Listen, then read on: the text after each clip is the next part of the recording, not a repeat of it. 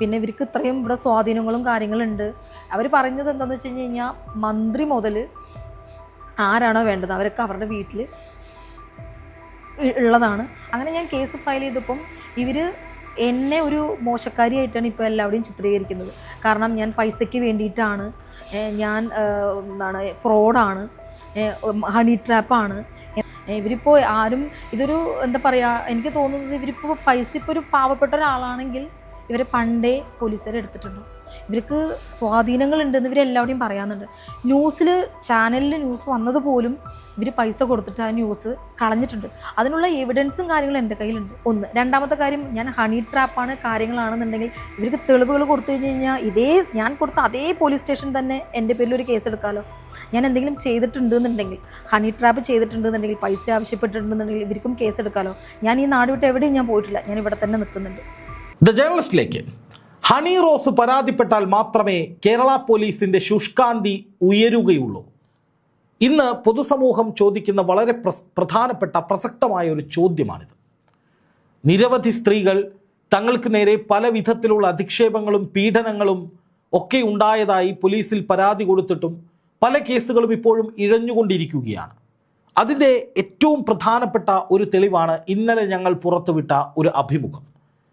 തൃക്കാക്കര നഗരസഭ vice chairman അബ്ദുഷാന അടക്കമുള്ളവർ പ്രതികളായിട്ടുള്ള, അബ്ദുഷാന, സഹോദരൻ അലീഷാന തുടങ്ങി അവരുടെ കുടുംബാംഗങ്ങൾ അടക്കമുള്ളവർ പ്രതികളായിട്ടുള്ള ഒരു പീഡനക്കേസ്. ആ പീഡനക്കേസ് രജിസ്റ്റർ ചെയ്തു പോലീസ്. പക്ഷേ ഈ യുവതി പറയുന്ന പരാതി പ്രകാരമുള്ള വകുപ്പുകളൊന്നും ആ കേസിൽ എഴുതി ചേർത്തിട്ടില്ല, അല്ലെങ്കിൽ ആ കേസ് അന്വേഷണം ഇതുവരെ പൂർത്തീകരിച്ചിട്ടില്ല. ഈ യുവതി നിരവധി കാരണങ്ങൾ അല്ലെങ്കിൽ വാദങ്ങൾ മുന്നോട്ട് വയ്ക്കുന്നുണ്ട്. ഒന്ന്, തന്നെ ലൈംഗികമായി പീഡിപ്പിച്ചു, വിവാഹ വാഗ്ദാനം നൽകി പീഡിപ്പിച്ചു. അതിനുശേഷം തൻ്റെ വയറ്റിലൊരു കുഞ്ഞു വളരുന്നുണ്ട് എന്നറിഞ്ഞ് കേരളത്തിലൊരു പ്രധാനപ്പെട്ട ആശുപത്രിയിലേക്ക് ബലം പ്രയോഗിച്ചു കൊണ്ടുപോയി വയറ് കീറി ആ കുഞ്ഞിനെ വലിച്ച് പുറത്തിട്ട് കൊന്നുകളയാൻ ശ്രമിച്ചു. ഈ യുവതിയുടെ ഇച്ഛാശക്തി ഒന്നുകൊണ്ട് മാത്രം അവിടെ നിന്ന് രക്ഷപ്പെട്ടു പോയ യുവതി മാസങ്ങൾക്കിപ്പുറം ഒരു കുഞ്ഞിന് ജന്മം നൽകി. ആ കുഞ്ഞിന് ജന്മം നൽകിയതിന് പിന്നാലെ ആ പെൺകുട്ടിയുടെ വീട്ടിലേക്ക് ഗുണ്ടാസംഘങ്ങളുമായി ചെന്ന് ഈ നഗരസഭ വൈസ് ചെയർമാൻ അടക്കമുള്ളവർ, കുടുംബാംഗങ്ങൾ അടക്കമുള്ളവർ നിരന്തരമായി ഇവരെ ഭീഷണിപ്പെടുത്തുകയായിരുന്നു. അതാണ് ഈ യുവതി കൊടുത്ത പരാതിയിൽ പറയുന്നത്. അപ്പോൾ ഈ കുഞ്ഞിനെ കൊല്ലാൻ ശ്രമിച്ച കേസിലും നിരന്തരമായി ഭീഷണിപ്പെടുത്തുന്ന കേസിലും അതുപോലെ കുഞ്ഞിനെ വധിക്കാൻ ശ്രമം നടത്തുമെന്ന് പറഞ്ഞ് ആ കുഞ്ഞിൻ്റെ ജീവൻ പോലും അപകടത്തിലാക്കി കളയുമെന്ന ഭീഷണി അടക്കമുള്ള കാര്യങ്ങൾ തുടർച്ചയായി ഉണ്ടായിട്ടും, അല്ലെങ്കിൽ അതിൻ്റെയൊക്കെ തെളിവുകൾ, ഓഡിയോ റെക്കോർഡുകളും മറ്റ് പലതരത്തിലുള്ള തെളിവുകളും ഈ യുവതി പോലീസിന് നൽകിയിട്ടും ഒരു പീഡനക്കേസ് എന്നതിനപ്പുറത്തേക്ക് ഈ പറയുന്ന കാര്യങ്ങളൊക്കെ ഉൾപ്പെടുത്തിക്കൊണ്ടുള്ളൊരു വിശദമായ കേസെടുക്കാനോ അന്വേഷണ റിപ്പോർട്ട് സമർപ്പിക്കാനോ പോലീസിന് സാധിച്ചിട്ടില്ല എന്ന ഗുരുതരമായ ആരോപണമാണ് ആ യുവതി ഉന്നയിക്കുന്നത്. അതായത് ഹണി റോസ് ബോച്ചയ്ക്കെതിരെ ഒരു പരാതി നൽകിയപ്പോഴേക്കും പോലീസ് പറന്നു ചെന്ന് ബോച്ചയെ റിസോർട്ടിൽ നിന്ന് പൊക്കിക്കൊണ്ടുവരുന്നു, 5 ദിവസം അകത്തിടുന്നു, സർവത്ര ജഗപുക. പക്ഷേ ഈ യുവതി പോരാട്ടം നടത്താൻ തുടങ്ങിയിട്ട് മാസങ്ങളായി. കൊടുത്ത പരാതിയിൽ വിശദമായി എല്ലാ കാര്യങ്ങളും പറയുന്നുണ്ട്, തെളിവുകൾ നൽകുന്നുണ്ട്. പക്ഷേ എവിടെയും അതൊന്നും പരിഗണിക്കപ്പെടുന്നേയില്ല.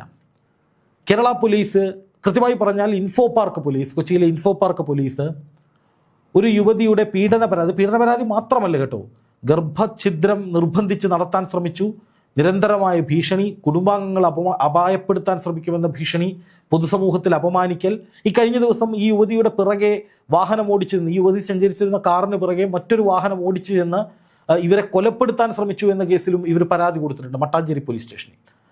അതിൽ FIR ഇപ്പോൾ ഇട്ടിട്ടുമുണ്ട്.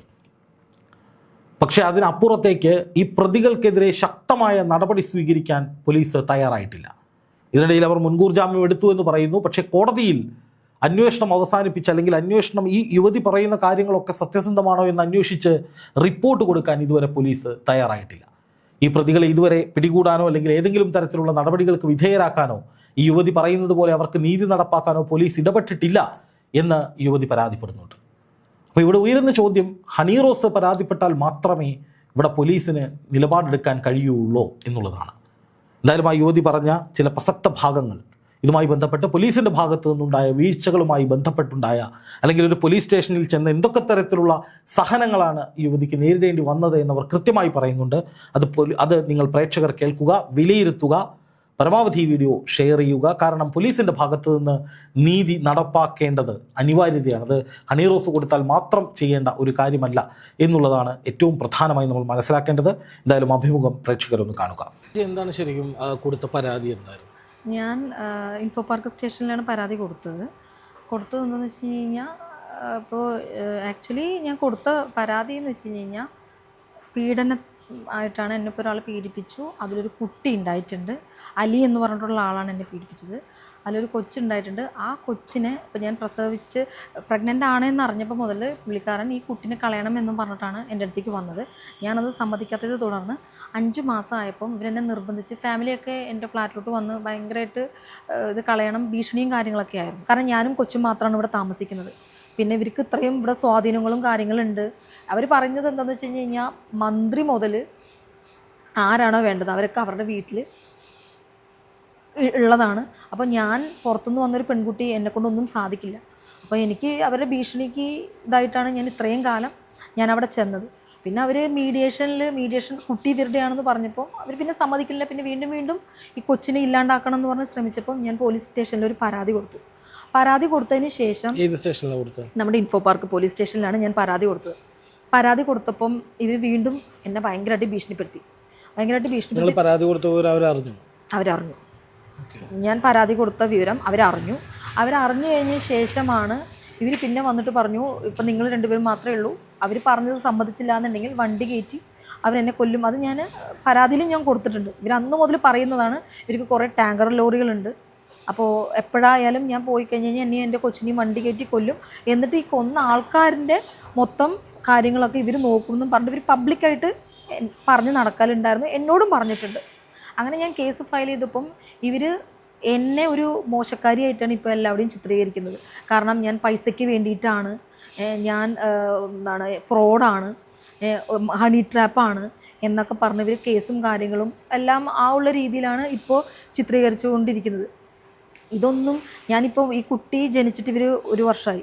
ഈ കൊച്ചിൻ്റെ കാര്യങ്ങൾക്ക് വേണ്ടിയിട്ടോ ഞാൻ എവിടെയെങ്കിലും പൈസൻ്റെ കേസോ കാര്യങ്ങളോ ഞാൻ ഇതുവരെ ഞാൻ ഒരാവിടെ ഞാൻ സംസാരിച്ചിട്ടില്ല. എനിക്കതിൻ്റെ ആവശ്യമില്ല. ഇപ്പോൾ ഞാൻ കുട്ടിക്കിപ്പോൾ 1 വയസ്സും 4 മാസമായി. ഞാൻ അങ്ങനെയാണെന്നുണ്ടെങ്കിൽ ഞാൻ കേസ് കൊടുക്കേണ്ട കാര്യമില്ല. ഒന്ന്. രണ്ടാമത്തെ കാര്യം, ഞാൻ ഹണി ട്രാപ്പാണ് കാര്യങ്ങളാണെന്നുണ്ടെങ്കിൽ ഇവർക്ക് തെളിവുകൾ കൊടുത്തു കഴിഞ്ഞാൽ ഞാൻ കൊടുത്ത അതേ പോലീസ് സ്റ്റേഷൻ തന്നെ എൻ്റെ പേരിൽ ഒരു കേസ് എടുക്കാമല്ലോ. ഞാൻ എന്തെങ്കിലും ചെയ്തിട്ടുണ്ടെന്നുണ്ടെങ്കിൽ, ഹണി ട്രാപ്പ് ചെയ്തിട്ടുണ്ടെന്നുണ്ടെങ്കിൽ, പൈസ ആവശ്യപ്പെട്ടിട്ടുണ്ടെന്നുണ്ടെങ്കിൽ ഇവർക്കും കേസ് എടുക്കാമല്ലോ. ഞാൻ ഈ നാട് വിട്ട് എവിടെയും ഞാൻ പോയിട്ടില്ല. ഞാൻ ഇവിടെ തന്നെ നിൽക്കുന്നുണ്ട്. അവർ ഫസ്റ്റ് പരാതി ഞാൻ കൊടുത്തപ്പം ഈ അലി എന്ന് പറഞ്ഞിട്ടുള്ള ആൾ നേരത്തെ തന്നെ അവിടെ ചെന്നിട്ടുണ്ട് എന്നാണ് പറഞ്ഞത്. അപ്പോൾ ഇവർ കുറേ കഥകൾ അവിടെ പറഞ്ഞു കൊടുത്തിട്ടുണ്ട്. ഇൻഫോ പാർക്ക് സ്റ്റേഷനിൽ കുറേ കഥകൾ പറഞ്ഞു കൊടുത്തിട്ടുണ്ട്. ഞാൻ എപ്പോഴും വീണ്ടും പറയുന്നത്, ഞാനൊരു തട്ടിപ്പുകാരിയാണ്, ഞാൻ പൈസയ്ക്ക് വേണ്ടിയിട്ടാണ് എന്നും പറഞ്ഞിട്ട്. ഞാൻ ഇതുവരെ ഞാൻ പറഞ്ഞല്ലോ, നമ്മൾ സ്നേഹിച്ചുകൊണ്ടിരിക്കുന്ന സമയത്ത് പുള്ളി എനിക്കൊരു 2 ലക്ഷം രൂപയോളം അടുത്ത് ഒരു 3-4 വർഷത്തിൻ്റെ ഉള്ളിൽ പുള്ളി തന്നെ എനിക്ക് ഫ്ലാറ്റിനും അങ്ങനെയൊക്കെ ആയിട്ടൊരു ഇട്ട് തന്നിട്ടുണ്ട്. ഞാനും ആൾക്ക് പൈസ ഇട്ട് കൊടുത്തിട്ടുണ്ട്. ഞാനൊരു 8.5 ലക്ഷം രൂപയോളം ഞാൻ കൊടുത്തിട്ടുണ്ട്. അതിൽ 5 ലക്ഷം രൂപ ബൈ ഹാൻഡായിട്ടാണ് ഞാൻ കൊടുത്തിട്ടുള്ളത്. ബാക്കി ഒരു 2.5 ലക്ഷം രൂപയോളം ഗൂഗിൾ പേ ചെയ്തിട്ടുണ്ട്. ഒരു 3.5 ലക്ഷം രൂപ ഞാൻ അക്കൗണ്ട് ത്രൂ ഞാൻ കൊടുത്തിട്ടുണ്ട്. അതെല്ലാം എൻ്റെ തെളിവുണ്ട്. ഇതൊന്നും അവർ ഇൻഫോ പാർക്കിൽ പോലീസുകാർ പോലും ഇത് നോക്കാനോ എന്താണോ എന്ന് ചോദിക്കാനോ ഉള്ളത് പോലെ അവർ നമ്മുടെ അടുത്ത് വന്ന് ഇതിനെക്കുറിച്ച് ചോദിച്ചാലല്ലേ നമ്മൾക്കിതൊക്കെ കാണിച്ചു കൊടുക്കാൻ പറ്റും. അവരിപ്പോൾ പറയുന്നത് എന്താണെന്ന് വെച്ച് കഴിഞ്ഞാൽ അവരിപ്പോൾ പീഡന പരാതി മാത്രമാണ് ഇട്ടിട്ടുള്ളത് അതിൽ. അപ്പോൾ അതിപ്പോൾ അന്വേഷിക്കുന്നുണ്ട്. പിന്നെ ബാക്കിയുള്ള കാര്യങ്ങളൊക്കെ അന്വേഷിച്ചിട്ട് വകുപ്പുകൾ ഉണ്ടെന്നുണ്ടെങ്കിൽ, ഞാൻ പറഞ്ഞത് സത്യമാണെന്നുണ്ടെങ്കിൽ കുട്ടിയെ കൊലപ്പെടുത്താൻ നോക്കിയത് ഉൾപ്പെടെ അതാണ് ഇല്ല, കുട്ടീനെ കൊലപ്പെടുത്താനുള്ളത് ഇട്ടിട്ടില്ല. ഇപ്പം ഞാൻ ഹോസ്പിറ്റലിൽ പോയത് അതെന്താണെന്ന് എനിക്കറിയില്ല. ഇനിയിപ്പോൾ അതെന്താ ഇവർ ഇടാത്തതൊന്നും.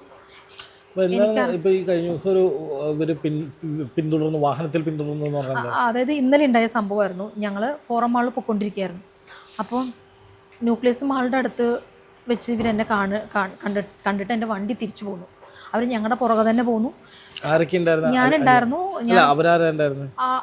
അലി മാത്രമേ ഉണ്ടായിരുന്നുള്ളൂ. ഞങ്ങളെ വ്യക്തമായിട്ട് ഞങ്ങൾ കണ്ടതാണ്. ഞങ്ങളുടെ തൊട്ട് പുറകെ തന്നെ ഉണ്ടായിരുന്നു. അപ്പോൾ എൻ്റെ വണ്ടിയിൽ ഞാൻ വണ്ടി ഓടിച്ചില്ല, ഡ്രൈവറാണ് വണ്ടി ഓടിച്ചത്. പിന്നെ എൻ്റെ ഒരു ഓഫീസിലൊരു സ്റ്റാഫും കൂടി ഉണ്ടായിരുന്നു.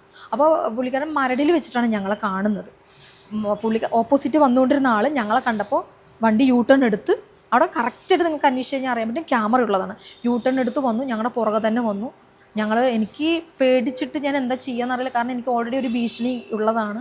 പിന്നെ നേരത്തെ പുള്ളിക്കാരൻ പറഞ്ഞിട്ടുണ്ട് പുള്ളിൻ്റെ കയ്യിൽ തോക്കും കാര്യങ്ങളൊക്കെ ഉള്ളതാണെന്നൊക്കെ. അപ്പോൾ എനിക്കതെല്ലാം ഭയന്നിട്ടാണ് ഞാൻ പോന്നു കഴിഞ്ഞിട്ട് നമ്മുടെ കുണ്ടന്നൂർ പാലം എത്തിയപ്പം വണ്ടീൻ്റെ അടുത്തെത്തി ഭയങ്കര സ്പീഡിൽ വന്നിട്ട് ഭയങ്കരമായിട്ട് ഹോണടിയായിരുന്നു.